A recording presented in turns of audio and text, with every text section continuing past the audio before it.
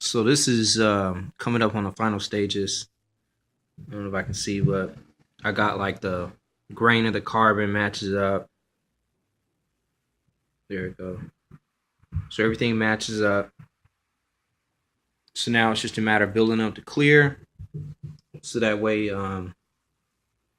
we can blend it to the clear that's already on the piece. So it wraps around. And then you always want to bleed off your resin.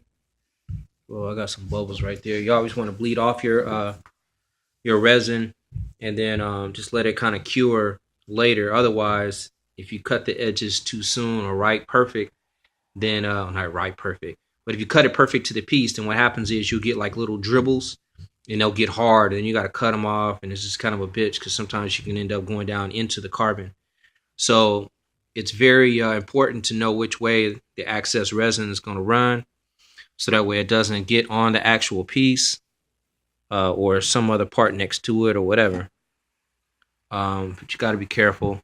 But then also like that, you got to make sure there's no debris or anything like that in the resin as it cures, because when it's this low, whatever's in there, it'll be a bitch to get out because you'll probably sand into the carbon itself, and you do that, you end up doing the whole job over again.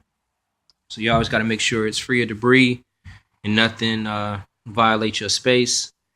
But it's gonna be another probably 3 to 4 hours babysitting this till it gets tacky. And since we're at a stupid angle like this, I gotta keep adding on layers and layers and layers of clear, so that way I can make it sandable. But almost done.